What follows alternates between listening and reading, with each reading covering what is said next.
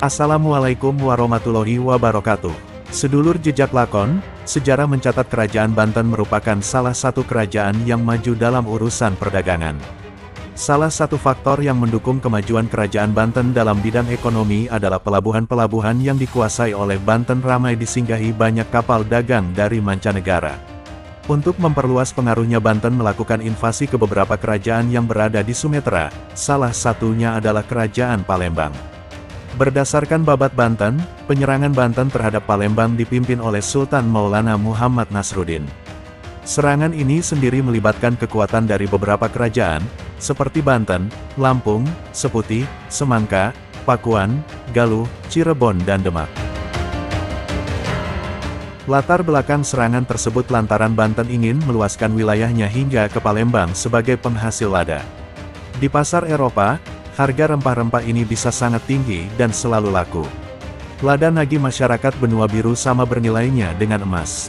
Kerajaan Palembang pada masa itu berada dalam pemerintahan Pangeran Madi Angsokok tahun 1588 sampai tahun 1623. Palembang mendapat serangan dari Kesultanan Banten pada sekitar tahun 1596. Ketika itu Palembang dikepung dari dua penjuru, dari laut melalui pasukan koalisi pimpinan Kesultanan Banten. Kerajaan Palembang sudah mandiri lantaran mengandalkan muara Sungai Musi sebagai bandar perdagangan lada, seperti dituturkan Prof. Hamka dalam bukunya, Sejarah Umat Islam. Diceritakan sebelumnya, setelah wafatnya Sultan Maulana Yusuf, Kesultanan Banten dilanda konflik perebutan tahta kesultanan. Dua orang yang memperebutkan tahta Kesultanan Banten adalah Maulana Muhammad Nasruddin dan Pangeran Jepara. Maulana Muhammad Nasruddin merupakan putra dari Maulana Yusuf dan baru berusia 9 tahun ketika Maulana Yusuf meninggal dunia. Oleh karena Maulana Muhammad baru berusia 9 tahun, Pangeran Jepara merasa dirinya berhak atas tahta Banten karena ia adik Maulana Yusuf. Untuk mewujudkan keinginannya itu, Pangeran Jepara berusaha menyerang Banten dengan mengerahkan pasukannya dari arah laut. Akan tetapi, serangan tersebut menemui kegagalan dan Pangeran Jepara menghentikan upayanya untuk menduduki tahta Banten. Salah satu faktor yang menyebabkan kegagalan serangan ini adalah dukungan penuh kaum ulama kepada Maulana Muhammad Nasruddin untuk menduduki tahta Banten meskipun usianya belum cukup dewasa. Untuk menjamin kelangsungan kekuasaannya, segala urusan pemerintahan ditangani oleh Mangkubumi dan sebagai penguasa Banten, Maulana Muhammad berada di bawah bimbingan seorang kadi, Hakim Agung. Kegagalan Pangeran Jepara untuk menduduki tahta Banten berdampak secara politik karena Banten mulai dapat menegakkan kedudukannya dengan sedikit demi sedikit membebaskan dari pengaruh kerajaan-kerajaan Jawa Tengah. Pergolakan serta pergeseran kekuasaan di Jawa Tengah yakni Demak dapat ditundukkan oleh Pajang, 1581, dan kemudian Pajang oleh Mataram merupakan faktor pendorong kedua berdaulatnya Kesultanan Banten. Demikianlah, Maulana Muhammad Nasruddin menduduki tahta Banten menggantikan Maulana Yusuf yang kemudian bergelar Kanjeng Ratu Banten Surosowan atau Pangeran Ratu ing Banten tahun 1580 sampai tahun 1596. Ketika Maulana Muhammad Nasruddin memimpin Banten, Kesultanan Banten menjadi kuat dan ramai. Sultan Maulana Muhammad Nasruddin dikenal sebagai orang yang saleh. Untuk kepentingan penyebaran agama Islam beliau banyak mengarang kitab agama yang kemudian dibagikan kepada yang memerlukannya. Untuk sarana ibadah beliau membangun banyak masjid hingga ke pelosok desa. Dia pun selalu menjadi imam dan khatib setiap sholat Jumat dan Hari Raya. Masjid Agung pun diperindah. Maulana Muhammad Nasruddin berkehendak untuk mengembangkan perniagaan Kesultanan Banten dengan cara menguasai rute pelayaran dari dan ke Selat Malaka.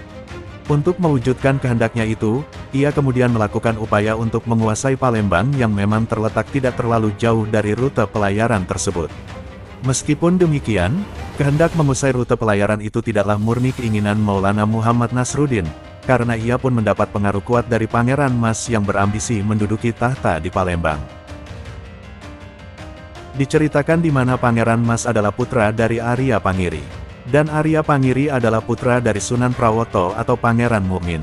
Arya Pangiri tersisih dua kali dari haknya menjadi raja di Demak, dan terakhir karena ketahuan hendak melepaskan diri dari kuasa Mataram, Sutawijaya hendak membunuhnya, akan tetapi atas bujukan istrinya hal itu tidak dilakukannya setelah Arya Pangiri berjanji tidak akan kembali ke daerah Mataram untuk selamanya. Akhirnya dia menetap di Banten sampai meninggalnya. Cita-cita Arya Pangiri untuk menjadi raja walaupun bukan di Mataram ataupun di Banten diteruskan oleh anaknya Pangeran Mas, Maulana Muhammad Nasruddin yang masih muda dan penuh semangat untuk memakmurkan Banten dan mengembangkan Islam ke seluruh Nusantara dihasutnya.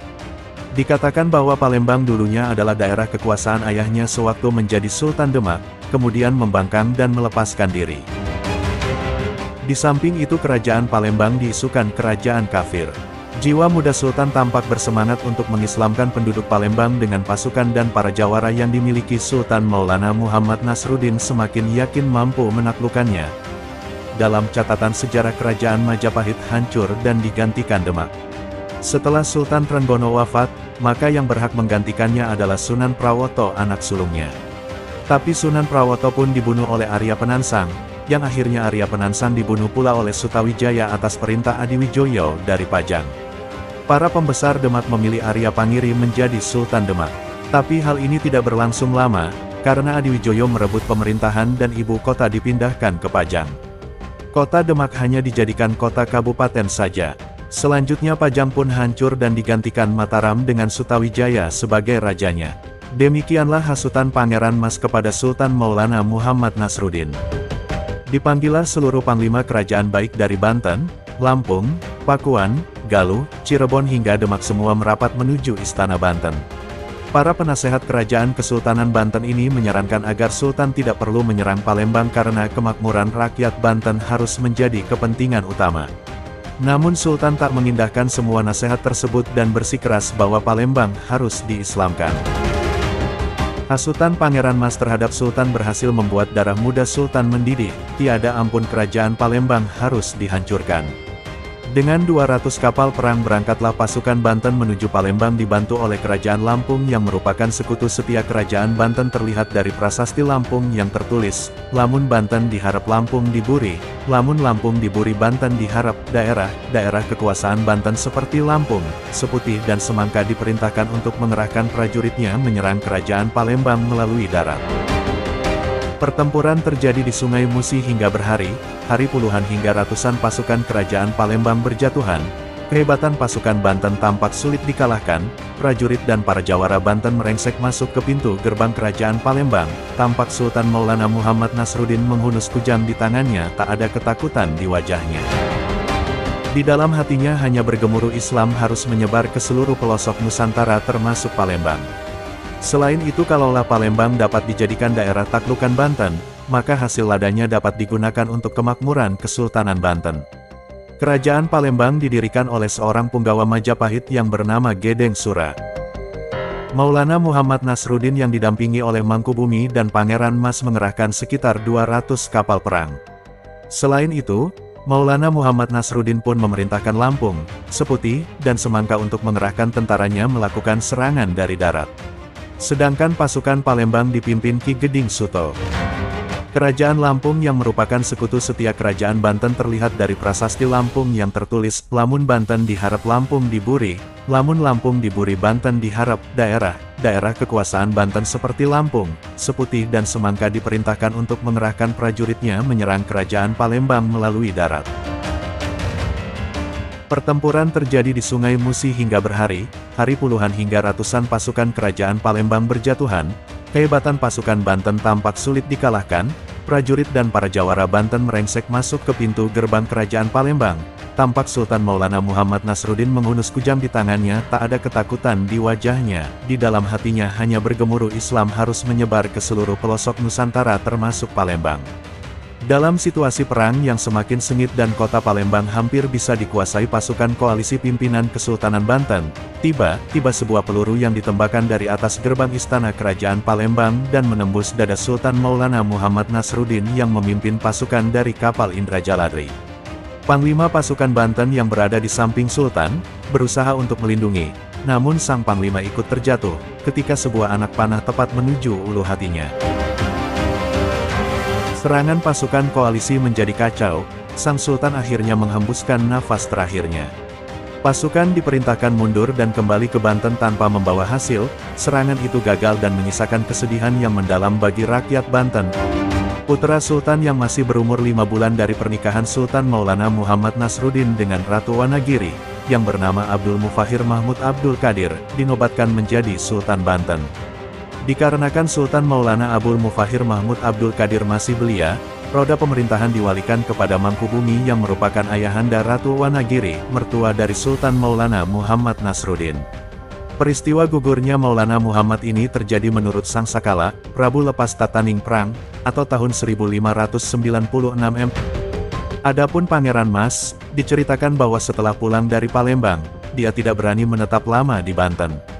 Rakyat Banten menganggap bahwa dialah penyebab kematian Sultan. Akhirnya dia pun pergi ke Pangeran Ancol di Jayakarta untuk bisa menetap di sana. Tetapi di Jayakarta pun dia tidak disenangi, akhirnya di suatu malam didapati Pangeran Mas dibunuh oleh anak kandungnya sendiri. Maulana Muhammad meninggal dalam usia yang sangat muda kira-kira 25 tahun. Beliau meninggalkan seorang anak yang baru berusia 5 bulan dari permaisuri Ratu Wonogiri, putri dari Mangkubumi. Anak inilah yang kemudian menggantikannya sebagai kepala pemerintahan di Banten.